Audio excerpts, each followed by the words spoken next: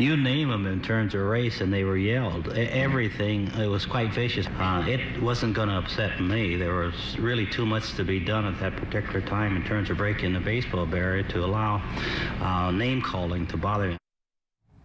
Tomorrow marks the 7th anniversary of the day Jackie Robinson broke the color barrier, becoming the first African-American to set foot on the field as a player for a Major League Baseball team, the Brooklyn Dodgers. This is the actual jersey he wore. He wore jersey number 42, breaking that color barrier in 1947, striking a crucial blow to racial inequality and changing the world of sports forever. He paved the way for future stars like Willie Mays, Hank Aaron, Barry Bonds, of course, Curt Flood, and many others. Most people probably don't know that before the 2013 biopic 42 was released, more than half a century earlier, in 1950, the movie The Jackie Robinson Story was made. Robinson starred as himself. Here's a scene with the Dodgers team president and general manager, Branch Rickey, tests Robinson to see if he has the guts to take on bigoted players. Now I'm playing against you in a World Series, and I'm hot-headed. I want to win this game.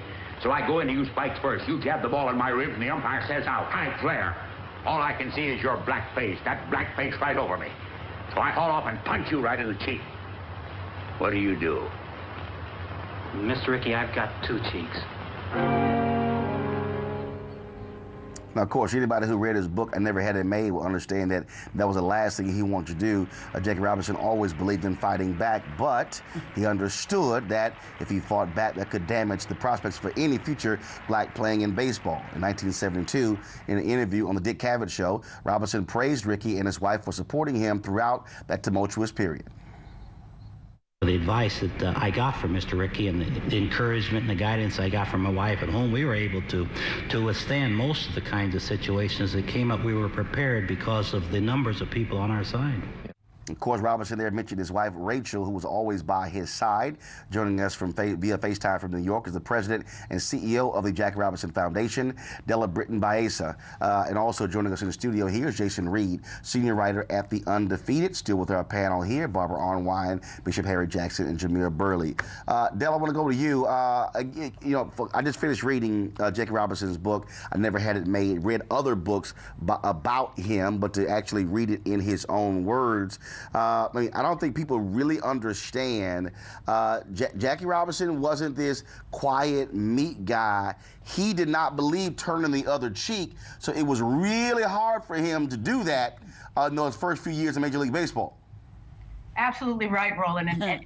And if you read a little deeper, you'll find out that Branch Rickey promised Jackie that after the first year, he could resort to being himself, which was a very competitive soul indeed. And if you talk to some of the players who played with Jackie in those days, he got his licks in, and I'll leave it at that. Hopefully that's enough of a tease for people to read more, because Jackie had a way when he ran those bases of letting any players who gave him a hard time know that he would fight back.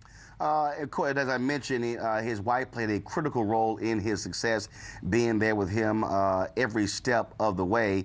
And Rachel Robinson has really made it her point to continue to ensure the legacy of Jackie Robinson is remembered. Tell folks exactly what the foundation is about. Yeah, a couple things are happening this year, too, in the 70th anniversary. Rachel founded the Jackie Robinson Foundation the year after Jackie died, in 1973. We are now 44 years old. And she started the foundation with the notion, and at the time it was a visionary notion, which is that it's not enough just to give financial aid to young African-American students endeavoring to go to college, but that they needed the support. Particularly because in those days, in the mid-70s, major colleges and universities were opening up, college campuses were becoming integrated, and yet they were still hostile environments, and one could argue they continue to be, for young African-American college students. So Rachel really wanted to make sure that she understood, and everyone understood, that support was needed beyond financial assistance. And so today, as we support 242 Jackie Robinson Foundation college students across the country, a very important part of our program is the support, not just in terms of financial, but all kinds of support with internships, mentoring, practical life skills. We continue to keep that same principle at the forefront of what we do with young people. So it's a wonderful backdrop as well.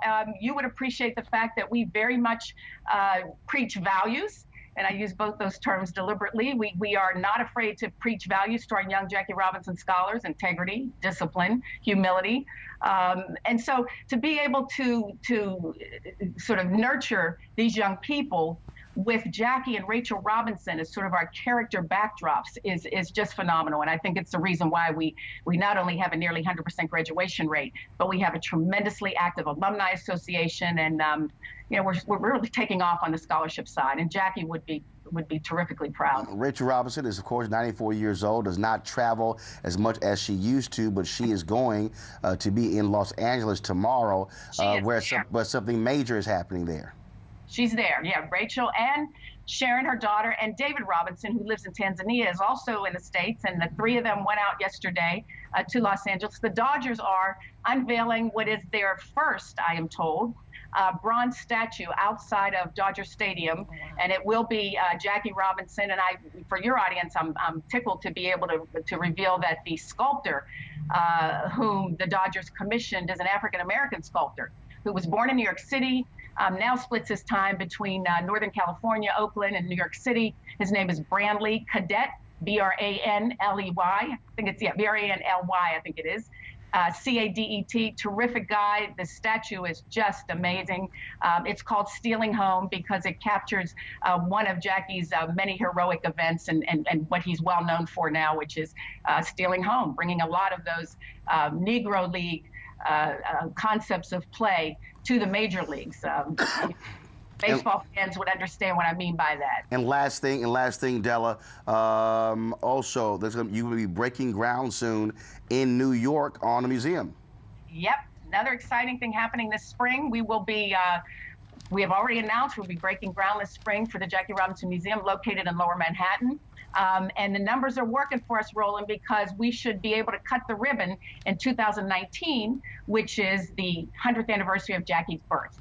So nice lineup coming, and I tell you, we are just so grateful to you because you've been supportive of us through the years. You've spoken to our scholars. They are hammering for you to come back. Clamoring for you to come back, so we hope to get you back in front of them in the next couple of years. All right, we'll make it happen. I appreciate it. Also, yeah, so I got the hat. I bought the jersey last week, but I got the hat from the foundation, so that's where I got it from. So, Della, we appreciate it. Thanks a lot. Protest turned deadly. 37-year-old black man was shot and killed by Baton Rouge police. His hands are in the air, and you still get shot by the cops. Oh my God, please don't tell me he's dead. We're not gonna let hate define us.